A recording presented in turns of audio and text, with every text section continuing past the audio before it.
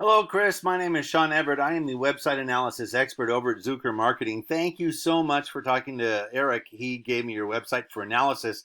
I'm going to jump right into it. You have a beautiful website. It truly is. A lot of visual interest. You have moving images. You have a great color scheme, nice large fonts to see, a great logo. It's well done. But like a car, a beautiful car is something that you're going to be able to easily get somebody to come in and sit with you. But what I'm interested in are the mechanics of it. I want this car to run really well, and everything that you need to get people to come to the car to sit in it is going to be inside of your website. And I'm going to show you exactly what I mean. I'm going to explain it and show you how this can become a tool of your business, something that will drive you customers and ultimately money. Now, the first thing I do when analyzing a website, aside from looking at the website itself, is going to this paid tool that I have. It's called Ahrefs, and it is a tool that allows me to see the metrics of your site. In other words, how your site has been performing and how many people have gone to it, that sort of thing. Now, the next thing I do is Google the map of your area so that I can see little communities like Barrett and Crosby, because I assume that you probably service them. And then the next thing I finally do is do a search, a Google search for Houston, Texas roofers. Now, in this case, I'm going to have to spend a little bit of time telling you how Google works. So I apologize in advance if it puts you to sleep. I hope not, but I'll try to make it somewhat brief and interesting. So the Google algorithm was developed in order to give Google search customers the most relevant results that Google thinks they need. Now, for you and me, relevancy is a whole different ball of wax.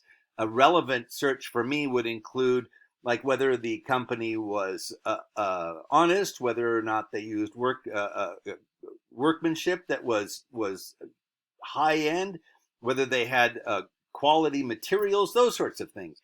They want you to find the company with the website that satisfies the Google algorithm. Now, there's a Google algorithm is not unknown. It's something that we in the industry know and how to satisfy it too.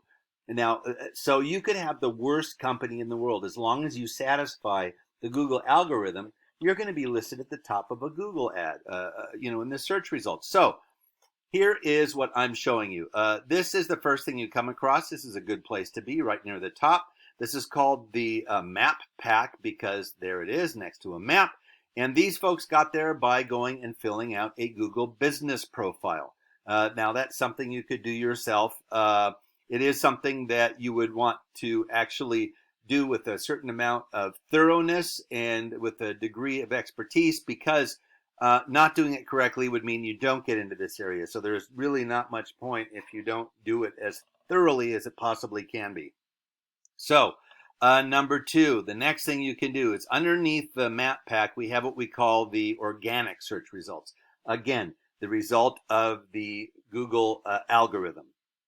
Now, the first thing I'm going to do is show you that this business here is the first roofing company that I come across.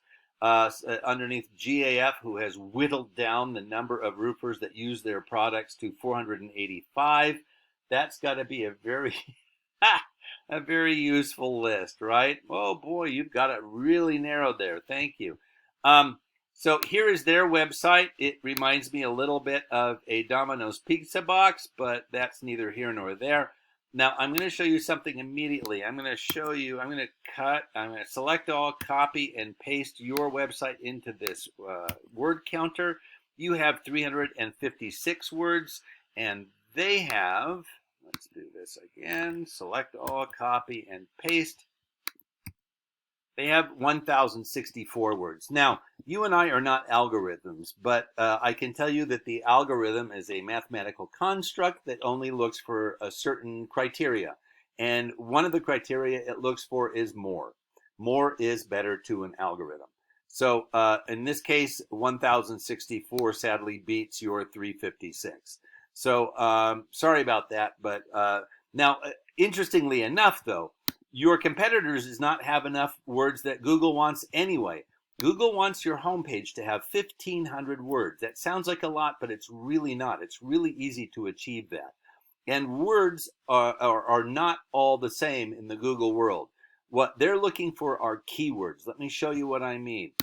Now, on your site, you have 631 keywords. Those are the words that are used in your industry. I don't know what they are because I'm not in your industry, but I had a roof done recently, so I assume it will have like the word TPO on it, or maybe gable, or maybe soffit, stuff like that. So here's how many you have. Now, the way that Google finds these keywords is it goes through all of the websites that come up under this particular, or any search for that matter. It looks at all of them, and it extracts all the words, and it counts them one by one and sees which one has the most number of mentions. Now, my assumption would be that roofing or roofer would be right up near the top, but either way, Google has an expectation about how many keywords you should have in your site in comparison to your competitors. Now I'm going to show you your competitors' keywords. They have 2,600, so you're behind them by about 2,000. Now that's not hard to catch up on. I'm going to show you what their keywords actually are. There we go. Gable roof, hip roof, blue roof. I have no idea what all those things mean. Recoverable depreciation. Roof financing, GAF meaning. Well, does it have a meaning? It's just a manufacturer's name. Free estimate, storm damage, that sort of thing. There's a lot of other words like gutters and insulation that people are interested in being affected by a new roof, or safety, or all sorts of things like that. Now, those are all words from your industry. You could probably think about what they all are by sitting around with your coworkers and just coming up with them one day at a long lunch. Now, the next thing I'm going to show you is the backlinks. Now, a backlink, these are yours. You have 1,400. And those are links that are on a different page that refer back to your site. So it's a link that goes back to you, a backlink. And those would be sites like, Angie's List or Yellow Pages. Let me show you what your competitor has. They have 1.7K. You have 1.4. You're doing really good. That 300 is not going to be hard to make up because here are their backlinks. They only have 2 in the 90s. The Muffin Group, which I have no idea what that is, but it's making me a little hungry. Expertise.com. Superpages.com, thebluebook.com, all of these that you might expect. Now, you want to be on any site that says 70 or above. They don't have that many in 70 or above. And they have pages and pages of them that must go really low. 39, apparently it's not really necessary to be on buy.fyi, so it's only rated at 39, not one you need to aspire to be on. But there are others that can be there. Like I know Angie's List is not here because Angie's List is rated at a 91. If they were on it, I'd be able to see it right away. Yellow Pages, Super Pages, all of those different pages. You could also be on the map pages like Foursquare, or if you get on Foursquare, that puts you in the map for Lyft or for Uber.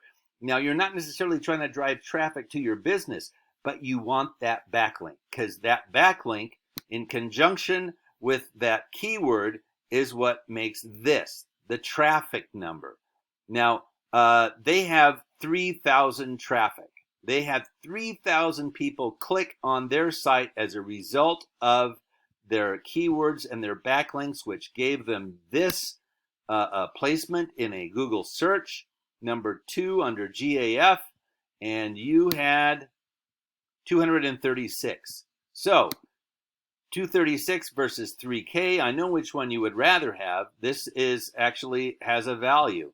And that gives you that many more opportunities if you have that, to have that many more requests for an estimate, that many more potential customers, and that much more money in your pocket. That's what it comes down to. Now, I'm going to assume that you would rather spend more time roofing because that seems like something that you're really good at. But if you want, you can do all the things that I told you yourself, but this is where I think Eric might come in handy.